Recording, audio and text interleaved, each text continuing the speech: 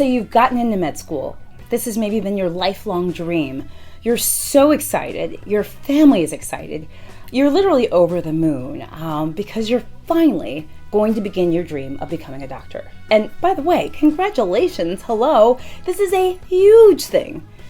But the thing you might be thinking next is, okay, so I'm going to med school, but how do I survive med school?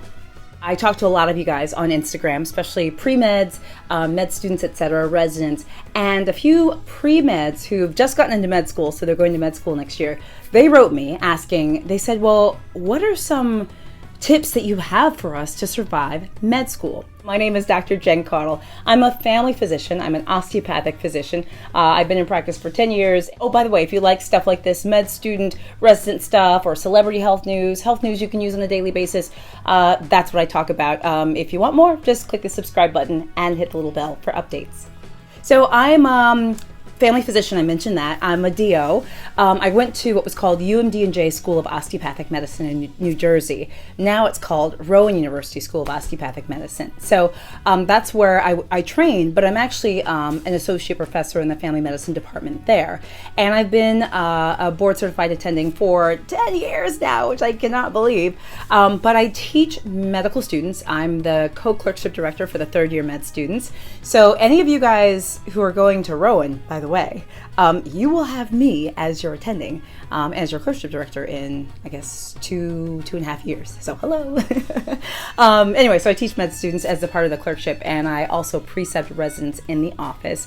And for a while I sat on the admissions committee, and I just do lots of academic stuff. So that's the perspective that I'm coming from. So what I want to talk about today are survival tips to help you get through med school, and not only just get through it, but get through it with flying colors, especially on the academic side. So here we go.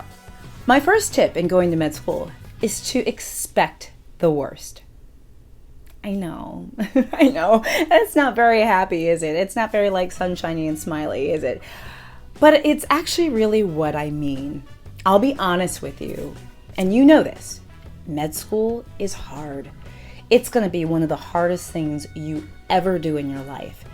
And this is just sort of how I work, but I always found it helpful, and I did coming to med school, was to just sort of expect the worst. And what I mean by that is expect that you're going to have to study all the time. Expect that you may not be able to spend as much time as you want with loved ones and friends and family. Expect that you may not be able to have the same amount of time for yourself and maybe hobbies and things that you like to do. But that's what I mean when I say expect the worst. And, I'll give you some examples. I mean, I've taught, I don't know how many med students I've taught over the years. I've, like I said, been attending for 10 years. And my first 2 years out of residency, I went to the Johns Hopkins Sinai program in internal medicine to be an attending. So that was in Baltimore. And I taught Johns Hopkins medical students, and I had a faculty position there at Sinai, and also a faculty teaching position with Hopkins. Look, I've seen med students for years, worked with med students and residents, and I'll tell you one thing that's sometimes hard for students when they come into med school or they come into a situation and what do I mean by this? I don't want to say they expect it to be easy, because that's not really the problem. The problem is going into the situation with a laissez-faire attitude and not being ready. The thing about it when you get to med school is you want to be ready. You just want to be on your defenses. You want to be perched and ready to go. So that if in the first week you're thrown all this information that you didn't expect and you're required to do all these things you never imagined, you'll be okay with it. So things might turn out to be much better than you expect. But if you go in expecting that it's going to be challenging, I can pretty much guarantee you you're going to be maybe ready in a way that you wouldn't be if you didn't have that same expectation. A second piece of advice for surviving med school is to get a support system, have a support system, maintain your support system. Whether that's your mom, your dad, your brother, your cousin, your girlfriend, your boyfriend, your wife, your husband, your sibling, okay? Don't isolate yourself from people. It may be, you may be inclined to do that at times just because you're working so much and you're studying so much, but reach out to people. Don't go it alone. That support system that you establish and that you've had established is going to help you throughout your entire med school career, into residency and even being an attending. So understand the importance of this, and you have permission to reach out to them, confide in them, just talk about your feelings with them. Super, super important, and keep that support system throughout. You see this? Oh my God. These are so old that, you know how like when rubber bands get so old that they like snap? Look at this. These are note cards. These are my note cards from med school. My third tip is about studying. No, you don't have to use note cards. But one of the keys to doing well in med school is to figure out your study system and figure it out early on. Now, med school is maybe different than college for you. It was a little different from college for me. I had to study a little bit different in med school than I did in college. It may be the same for you. It may be completely different. You won't know until you get there. But the idea is, don't spend too long in a study system that's not working for you. If you decided to study in groups in med school and you never did that before, that's fine. You can try anything, try everything. The idea is if it's not working, you better change it up quickly because time moves fast in med school. I use note cards. Okay, so I mentioned this because I learned this tip. This was for me. I went to this pre-med summer program when I was in college at Emory University. And it was like a pre-med like enrichment program to get us ready to take the MCAT and teach us how to study. And we had this lecturer. The one thing he said that has never left me is this idea of note cards. Now, this is not going to work for everybody, but I learned from him the value of writing. God, these are so old. Oh, my goodness. I would write, oh, my God, abdomen T5 through T9. Oh, my God. These are my own T. Oh, my God. Okay, sorry. Anyway, the idea is I would put a question on the front. I don't know if you can see. I would put a question on the front, and then I would put the answer on the back. And I tried to save paper, so I put more than one question. When I tell you, when I graduated from med school, I probably had 50 pounds worth of boxes of note cards. I mean, I literally bought out the whole Office Depot of note cards. But that's what worked for me. And that's how I did well. The idea is, whether you study alone, study at the library, whether you study in groups, whether you do note cards, whether you write everything out, whether you draw pictures and diagrams,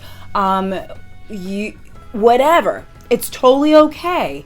The idea though is you just want to figure it out early, okay? So if it's not working, change it up. Try until you don't need to try anymore. You can do this, I promise, but get your study system correct. Tip number 4 is to share. Now, I haven't been to med school in a number of years, but I teach at a med school, and I know that it's competitive. I know. But I also know that oftentimes we learn and we grow and we get so much more when we give. You know, the idea is help each other out. If you see a classmate that needs help with something, offer to help. Just like if you need help with something, don't hesitate to ask for that. You know, one of the things that really helped me during med school was I had a neighbor, she was my study buddy, and she lived upstairs in the apartment above me, and we didn't know each other before med school, but we studied together in the sense that when it came time to getting ready for exams, we would quiz each other, and we would call each other with questions throughout and things like that.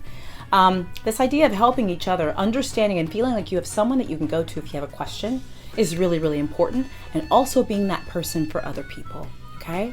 Helping someone else be successful is not going to take away from your success. In fact, it might help you understand a concept better, might enlighten you to things you hadn't thought about before. So please remember that. And my last piece of advice is to ask questions yourself and talk to your professors, okay? Don't let questions go on too long without them being unanswered. I was like, nah. Hi, Professor Johnson, I have a question. Dude, do that as much as you need. You finish a lecture, you finish studying it, and you're like, wait a minute, I just can't. You've gone through all your resources, you've asked around, maybe your friends or whatever. Talk to your professors. Talk to them. Go up to them after the class.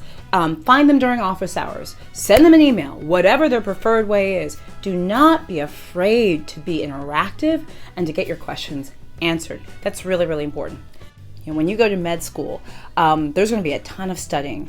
But the more engaged that you allow yourself to be in this process, the better I think you're going to become.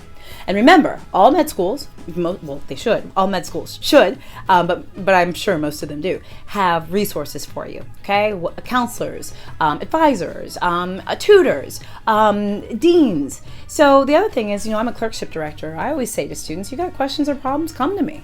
Med school is amazing. You're going to learn more than you have ever learned in a period of 4 years in your life. And what you're learning is literally going to change lives. And I mean that seriously. Being a doctor it's the best profession on this earth. So it's such a privilege and an honor that you've gotten into med school. And it's exciting and you should be proud. So I know you can do this. Send me your med school success stories. I can't wait to hear how well you do, because I know you're going to do wonderfully.